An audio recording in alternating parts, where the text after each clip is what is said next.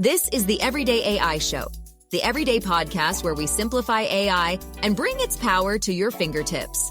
Listen daily for practical advice to boost your career, business, and everyday life. What is Orion from OpenAI? Are Apple and NVIDIA teaming up, and for what? And will Amazon's Alexa finally be getting smarter? Well, we're going to have those answers for you today and more on Everyday AI. What's going on, y'all? My name is Jordan Wilson. I'm the host, and this is for you. Everyday AI is a daily live stream podcast and free daily newsletter helping us all learn what's going on in the world of generative AI so we can leverage it to grow our companies and to grow our careers. And usually once a week on Mondays, except when there's a federal holiday here in the US, we bring you the AI news that matters. Yes, because here's the reality. Your business, the future of your business, whether you succeed, whether you get caught, whether you catch your next competitor, if I'm being honest, for the most part, it depends on how you use generative AI in your day-to-day. So this is the one time a week with the AI news that matters that we just recap it all. We say, here's what's going on, and here's what you or your business need to do about it. So we do this once a week, but we do Everyday AI every weekday. So make sure to join us for that. Make sure to go to youreverydayai.com, sign up for the free daily newsletter. All right, and while you're there, we decided to extend this, our Thanks a Million giveaway. I was a little sick last week, so couldn't wrap this up. So make sure you go check that out. Sign up for our Thanks a Million giveaway, celebrating 1 million downloads at Everyday AI. Takes about 10 seconds. You get a link after you sign up, and then you refer your friends with that link. So we're giving away whether a year of your favorite large language model, whatever that is. We're doing a 90-minute consult with our team. We might drop 1 or 2 other prizes here in the last week, so make sure you go check that out.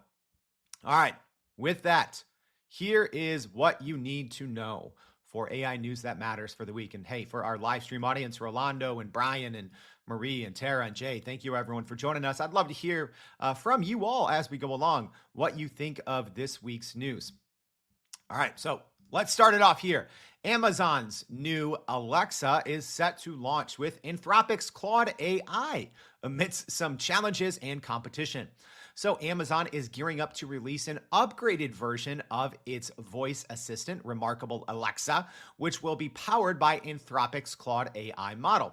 So this development is significant as it marks a shift from Amazon's in-house AI efforts, which have faced criticism for their performance. I don't know, and for the fact that it seems like you can't even talk to Alexa, right? Like if you've been chatting with a large language model for the past 2 years, trying to talk to Alexa is pretty much impossible. So initial versions of the new version of Alexa have reportedly struggled with user prompts and clarity, leading Amazon to seek external expertise from Anthropic, in which it has invested, yes, $4 billion. So a lot of competitive regulators, including in the UK, are currently investigating Amazon's minority stake in Anthropic, highlighting the scrutiny surrounding this partnership. So this name, Remarkable Alexa, reportedly has faced numerous technical and bureaucratic hurdles since its announcement last September, as noted by former Alexa AI scientists. So the new version of Alexa is expected to outperform its predecessor, which, my gosh, that shouldn't be too hard, with Amazon stating it'll utilize a variety of models to enhance user experience. So anticipated features for Remarkable Alexa include daily AI-generated news summaries. So, I mean, you can do that, but don't replace us with it, right? A child-focused chatbot and tools for conversational shopping, as if you weren't spending enough money on Amazon. So here's the downside.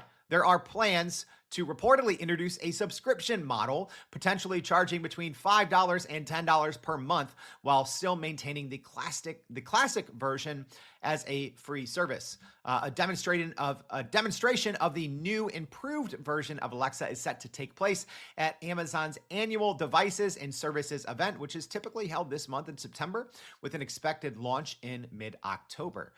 So y'all, I mean, is it just me, or is this long overdue? You know, I'm curious for our live stream audience, and hey, even for our podcast listeners, make sure to check out your show notes. I always leave my my LinkedIn URL, so feel free to reach out. Send me a message, though, at least so I know who you are. But I'm curious. Are you even using these, Siri and Alexa anymore? If I'm being honest, I can't, right? If you've been using a large language model, ChatGPT, Claude, Gemini, etc., for the last year or two, trying to use something like Alexa or Siri it's like I literally find myself like the face palm emoji. I'm like, this is impossible. I can't get the simplest answer.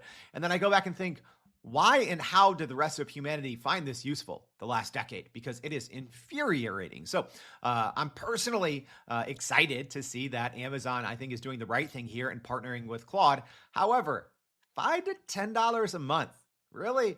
And also depends on what is the classic version of Alexa. Is the free version going to be what we have today, or is it going to be a dummy down version of this new and improved Claude? It seems like it is the former and not the latter. So I don't know.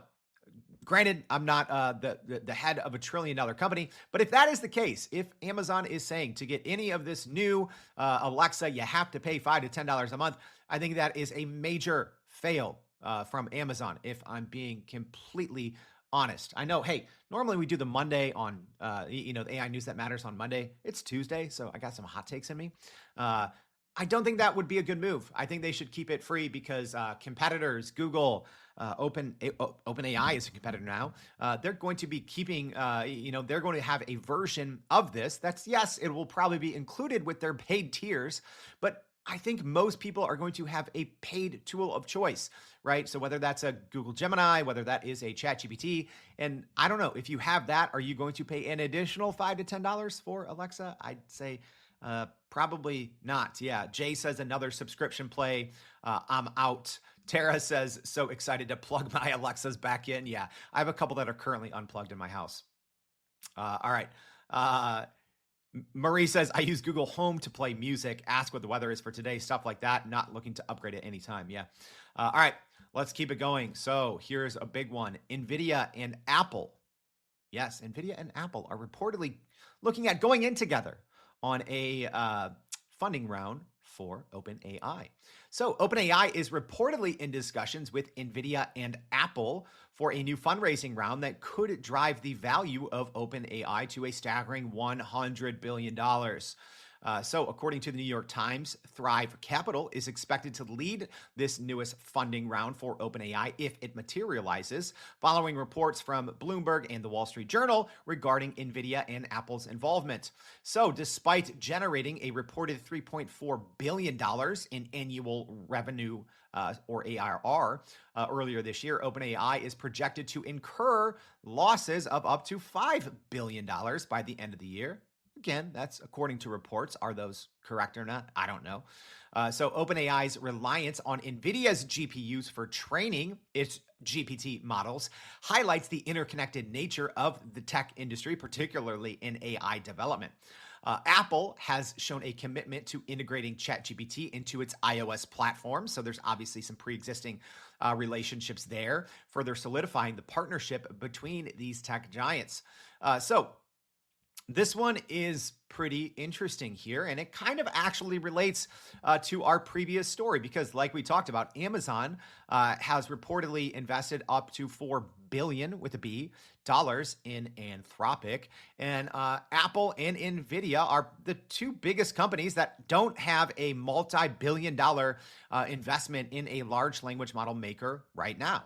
Microsoft, has a reported $13 billion investment from a few years ago into OpenAI, which has them a reported 49% ownership stake in OpenAI. So, it is actually curious to me that NVIDIA and Apple don't already have a large multi-billion-dollar ownership stake in one of these big large language model makers. So we'll have to see how this shakes out. But I do see, if I had to guess, I would see either Apple or NVIDIA at least coming with a multiple $100 million or billion-dollar investment in this next round. This one was wild, y'all. Did you see this? So Google's Game Engine has marked a breakthrough in AI-driven technology. All right, we'll leave a link to a video in today's newsletter. So make sure if you haven't already, go to youreverydayai.com, sign up for the free daily newsletter. But Google researchers have achieved a significant milestone by developing Gemini, a neural network capable of generating real-time gameplay for the classic shooter Doom without a traditional game engine. Yes, literally, it can generate the game in real time, which is mind-boggling. So Game Engine runs Doom, the classic shooter game from, I don't know, was that the 80s or the 90s?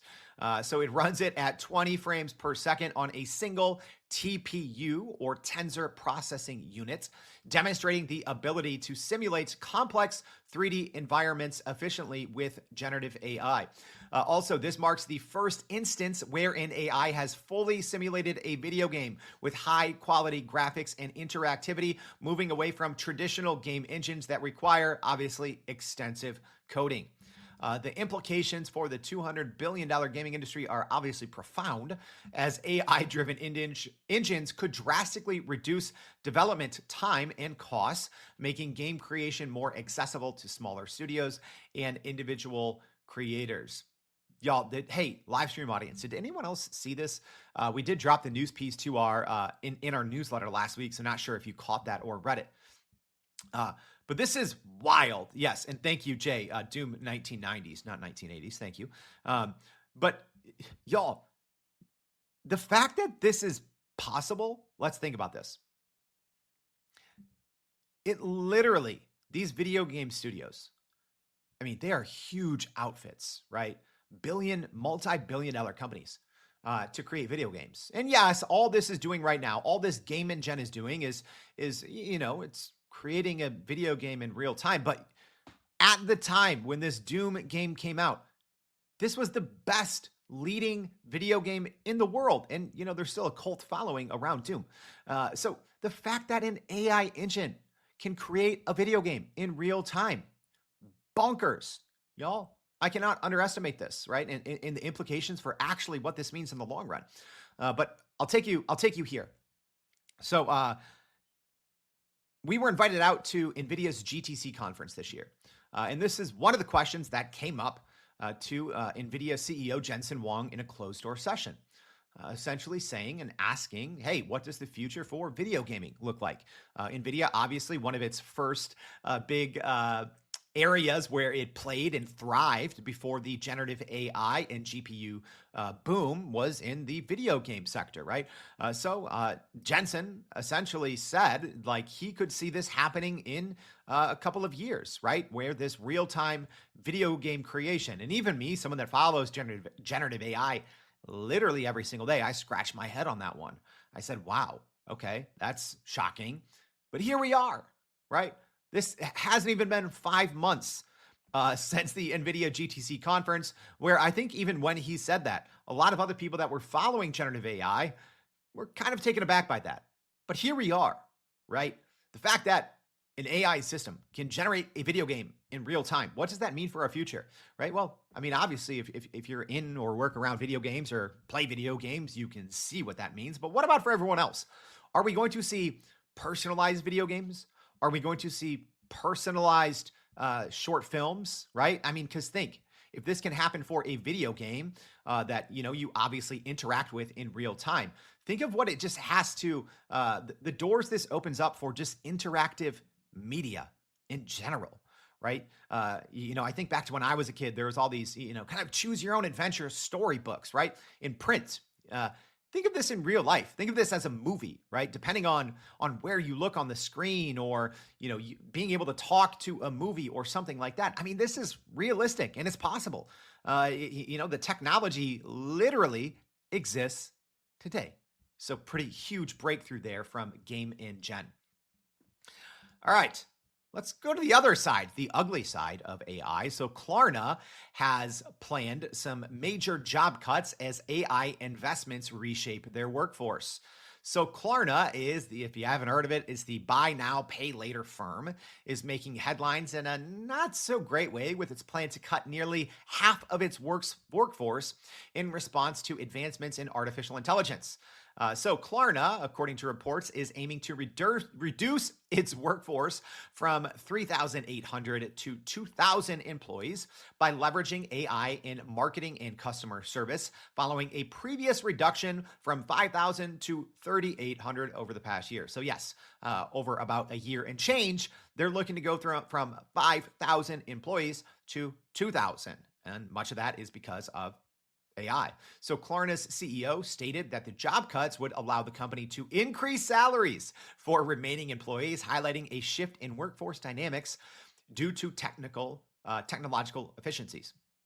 If you haven't heard already, we talk about this a lot on the Everyday AI show, but the very famous International Monetary Fund, the IMF study, has projected that AI could affect nearly 40% of all jobs, potentially exacerbating existing inequalities in the job market. So Klarna's recent financial results showed a 27% revenue increase, reaching $1.3 billion, attributed again to efficiencies gained through AI investments.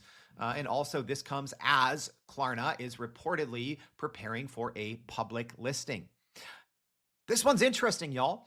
And I think Klarna could actually be one of the earlier case studies in what happens when you start to, quote unquote, replace traditional human jobs with AI. So again, this next kind of round of cuts is going to be slowly rolled out, and we'll see how it impacts their revenue and if they do go public. However, they already had one round of this, and it led to a 27% revenue increase, right? And I do think this approach here is going to be a common one. So when companies cut jobs due to AI, what usually happens if they are public companies, their stock goes up. Wall Street hates employees. Wall Street loves AI.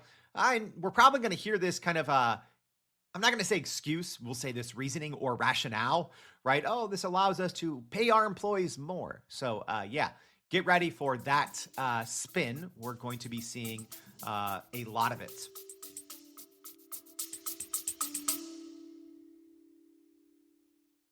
Are you still running in circles trying to figure out how to actually grow your business with AI? Maybe your company has been tinkering with large language models for a year or more, but can't really get traction to find ROI on Gen AI. Hey, this is Jordan Wilson, host of this very podcast. Companies like Adobe, Microsoft, and NVIDIA have partnered with us because they trust our expertise in educating the masses around generative AI to get ahead. And some of the most innovative companies in the country hire us to help with their AI strategy and to train hundreds of their employees on how to use Gen AI. So whether you're looking for ChatGPT training for thousands or just need help building your front-end AI strategy, you can partner with us too, just like some of the biggest companies in the world do. Go to youreverydayai.com/partner to get in contact with our team, or you can just click on the partner section of our website.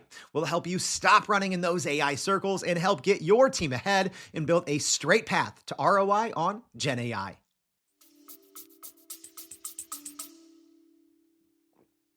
All right. Here's another big one, y'all. So some AI giants are collaborating with the US government for safer technological development.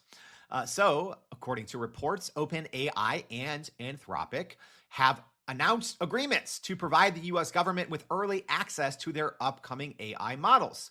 And this marks a pretty significant step in the evolution of AI technology in terms of its risk and safeties. So this collaboration is particularly newsworthy as governments worldwide are increasingly focusing on regulating these powerful AI algorithms. Because what happens when these AI algorithms come out and these large language models are updated? Companies are implementing them and cutting jobs. So both companies have reportedly signed a Memoranda of Understanding, or MOU, with the U.S. Artificial Intelligence Safety Institute, part of the National Institute of Standards and Technology, or NIST. So the U.S. AI Safety Institute was established following President Biden's executive order on AI, emphasizing the government's commitment to a more responsible AI development. Anthropic has previously shared some of its models with the UK AI Safety Institute. Whereas there's been reports, which we're going to talk about here in a minute, of OpenAI doing the same.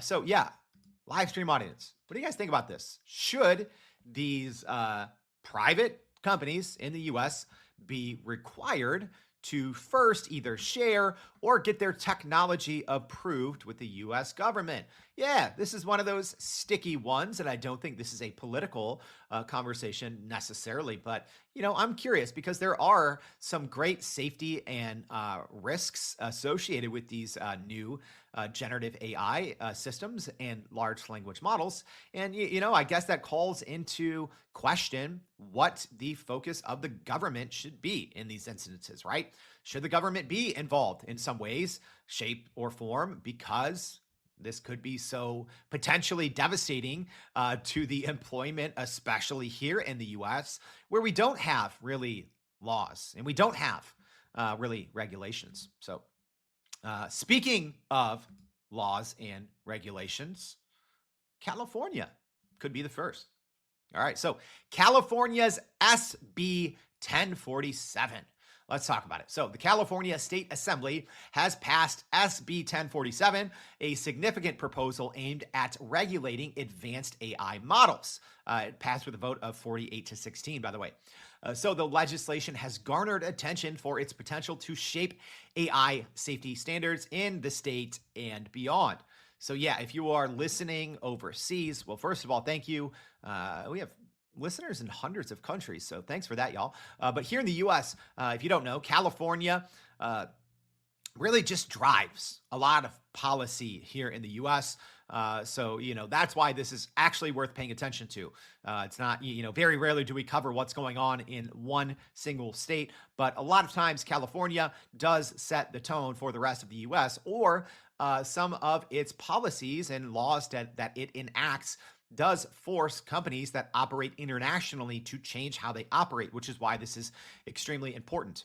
So the proposal, and we talked about this last week, it's divided, right? It's divided all of Silicon Valley, but it has passed, right? But it's not done yet. So the bill still faces strong opposition from major tech firms, as everyone's awaiting to see if California's governor signs this into law. So opposition has come from OpenAI and Meta, as well as a lot of very prominent VCs who argue that it could stifle innovation and also hinder open source developments. However, polls indicate that a substantial 70% of Californians support the bill. And that's important. That's important to talk about here. So another thing is, despite its popularity, Governor Gavin Newsom, so California's governor, Gavin Newsom, hasn't yet hinted on a decision on whether he will sign the bill, as there's still significant lobbying efforts from the tech industry. So here's what this all boils down to, okay? So the legislation for SB 1047, here's what it's all about, y'all. It includes provisions for whistleblower protections and mandates safety plans for AI companies spending over $100 million on model training, aiming to balance those safety concerns with California's need for a more regulated startup ecosystem. So critics have mischaracterized the bill, claiming it imposes excessive penalties and criminal liability on AI developers, which has contributed to confusion and fear surrounding the bill's or surrounding its implications of potentially being passed. So the bill's passage could set a precedent, like we said, for AI regulations across the US and influence global standards as other countries look to California for guidance on AI safety laws. If signed into law, SB 1047 would mark California as the first state to implement such a robust AI liability rule, potentially impacting the future landscape of AI development and the tech industry. So it's pretty big. Yes, it is a bill for California, y'all. But if this is passed, if the governor does pass this, and if it's not vetoed, right, because that could always happen. Yeah, I used to cover politics back in the day as a journalist. So there's a lot of ways that this could go. It could still drag on. Will this even happen before the elections here in November?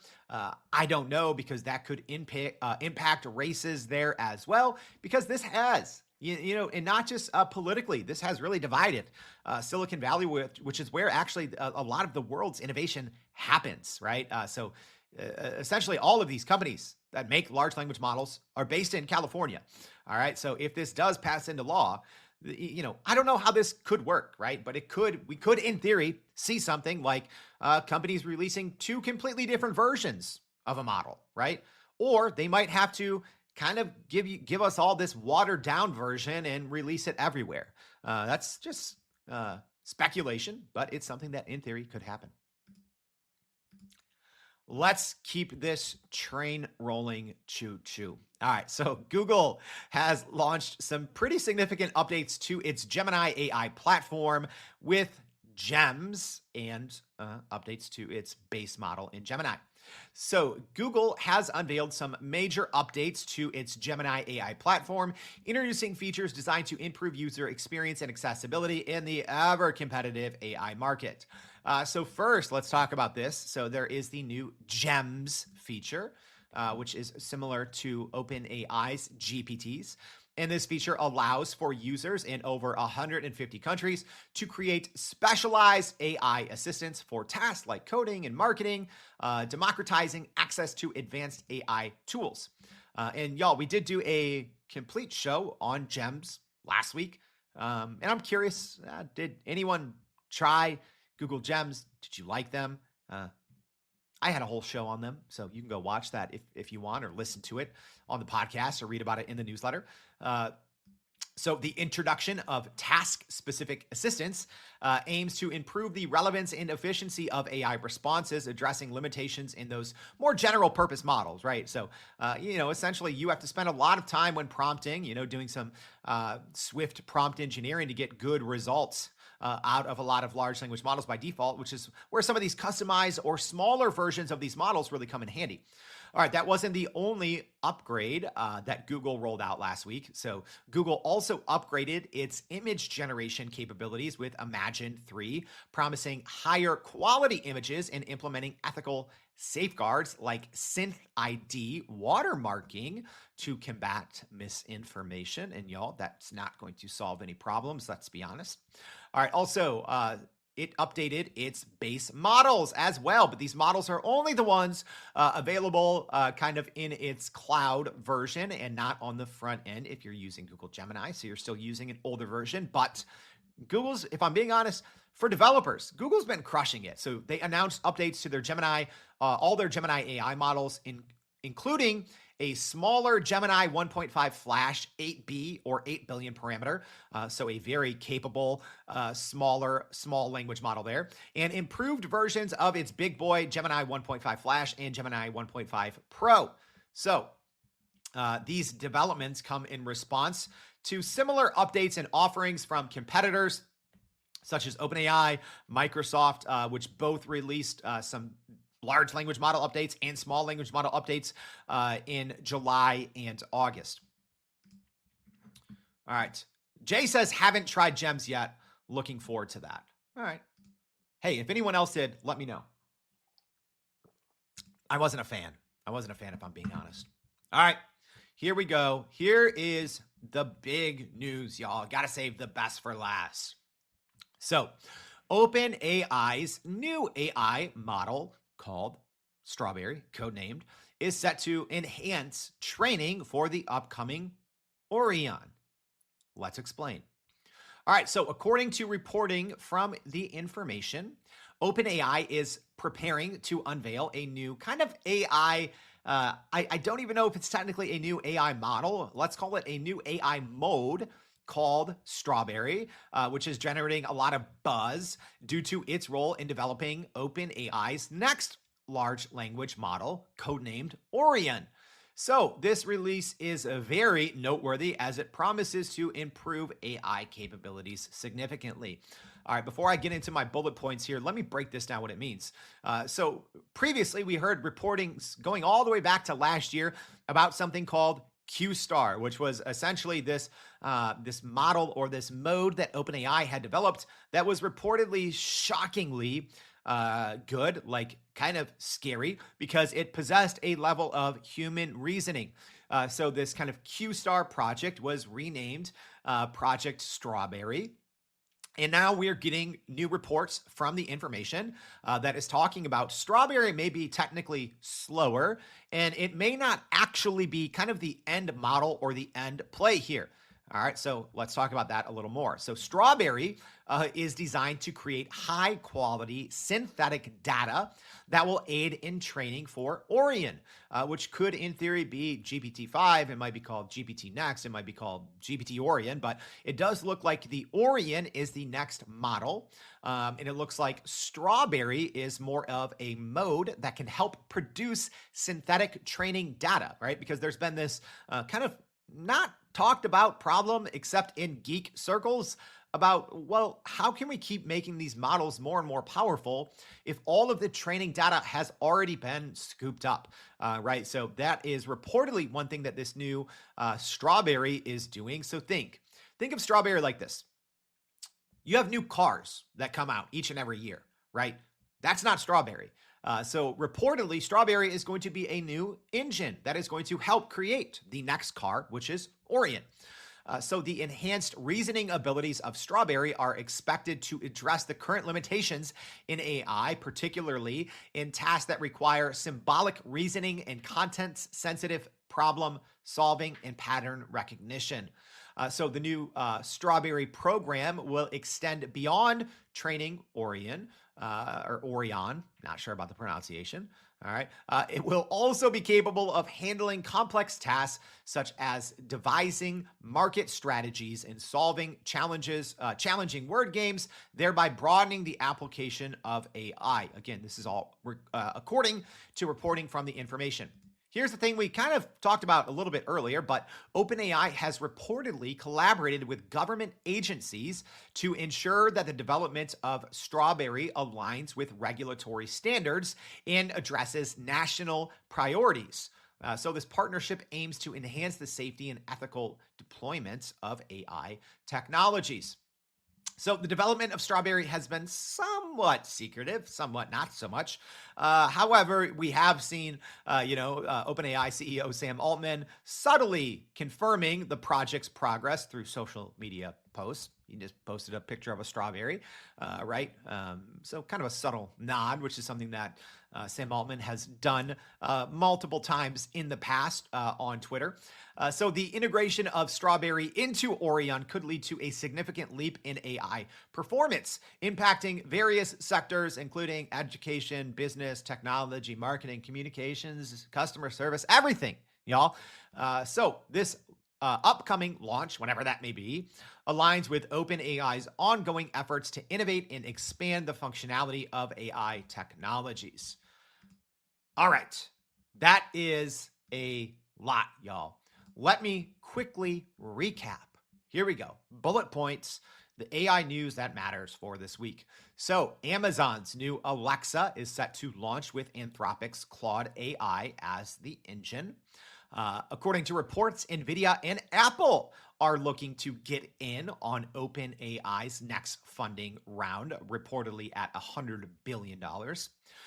Google's Game Engine model has marked a breakthrough in AI-driven gaming technology as it could create literally the classic video game Doom in real time, mind-boggling. Klarna has planned some major job cuts as AI investments are reshaping its workforce, and its revenue is reportedly climbing in the midst of that. AI giants are reportedly collaborating with the U.S. government for safer technology development, as we talked about, Anthropic and OpenAI. California's SB 1047 is moving closer to potentially getting passed as it awaits Governor Gavin Newsom's signature, or it could be vetoed. We'll see and find out, and that has some pretty wide-ranging impacts. Then Google has launched some significant updates to its Gemini AI platform, as well as GEMS. And then last but not least, some new reporting and details coming out about OpenAI's new mode, Strawberry, is set to enhance training for its next model, codenamed Orion. All right, that's it, y'all. That is the AI news that matters for this week. If this was helpful, I hope it was, because hey, guess what now? You are the smartest person in AI at your company, right? Let's be honest. If you tune in every day, if you read our newsletter every single day, you are now the person in your company, or maybe you're looking for your next job. Guess what? You are solidifying your next career moves and your trajectory, because the future of business, the future of work is generative AI, period. There's no denying it. So by tuning in at least once a week, but hopefully every day, you are staying at the cutting edge. So if this is helpful, it takes y'all sometimes 3, 4, 10 hours to put together a single show, and we do this every single Monday through Friday. So it takes you 3, 4, 10 seconds to go ahead and click that repost button, that retweet button, or to go ahead and click that subscribe button. So if you are listening on the podcast on Spotify or Apple, please subscribe, leave us a rating, share this with a friend, and join us tomorrow and every day for more Everyday AI. Thanks, y'all. And that's a wrap for today's edition of Everyday AI. Thanks for joining us. If you enjoyed this episode, please subscribe and leave us a rating. It helps keep us going. For a little more AI magic, visit youreverydayai.com and sign up to our daily newsletter so you don't get left behind. Go break some barriers, and we'll see you next time.